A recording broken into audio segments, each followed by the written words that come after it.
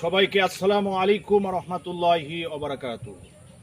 নাহমাদুহু ওয়া নুসাল্লি আলা রাসূলিল কারীম। আসসালাতু ওয়াসসালাতু সাইয়্যিদুল মুরসালিন ওয়া আলা আলিহি সাহবিহি আজমাইন। সুতরাং আল্লাহ তাআলা কোরআনের ভিতরে বলতেছে, কুল্লু আইয়ুহাল্লাযীনা কাফিরুন লা আ'বুদু মা তা'বুদুন লাকুম দীনুকুম ওয়ালিয়া দীন। সমস্ত ধর্মকে আল্লাহ সৃষ্টি করছে, খাটো ধর্মকে খাটো চোখে দেখলে হবে না। আল্লাহ পাক বলছে, কারো মন্দির ভেঙে দিও না, কারো উপাসনায় ভেঙে দিও না। আল্লাহ যা আদেশ করেছেন, আল্লাহ পাক যা হুকুম করেছেন, সমস্ত ধর্মের প্রতি শান্তি বিনয় হইতে আল্লাহ পাক আদেশ করেছেন। কিন্তু সুতরাং আমরা দেখতে পাই বাংলাদেশের ভাগ্য আকাশে উত্তর গগনে কালো কালো মেঘ জমা হয়েছে। ঝড়ের পূর্বাভাস লক্ষ্য করছি। যদি আপনারা মোকাবেলা করতে না পারেন সক্ষম ভাবে, এমন অন্ধকার কালো কালো অমাবস্যা রাত আসতে পারে যার সহিত অসম্ভব। আপনারা কি কাফের বেঈমানদের মুশরিকদের গোলামি করে মরতে চান? বিড়ালের মতন 500 বছর বেঁচে থাকার কোনো লাভ নাই। সিংহের মতন 1 ঘন্টা বাঁচতে চাই, তার কারণ ঈমান নিয়ে বাঁচতে শিখুন।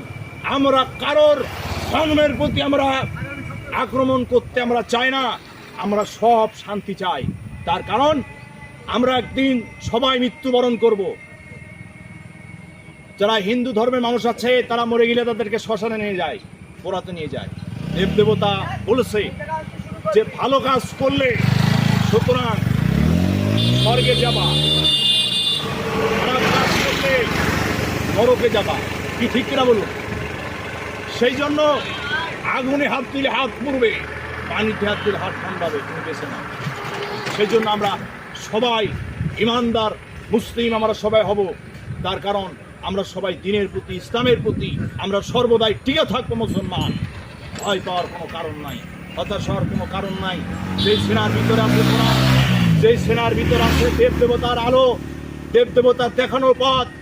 সুতরাং আল্লাহ ভগবান ঈশ্বর গড যেসব আদেশ করেছেন, সেসব আদেশ হুকুম যদি আমরা মেনে চলতে পারি, তাহলে আমরা কামিয়াব ব্যক্তি হয়ে যাব। সেই জন্য আমরা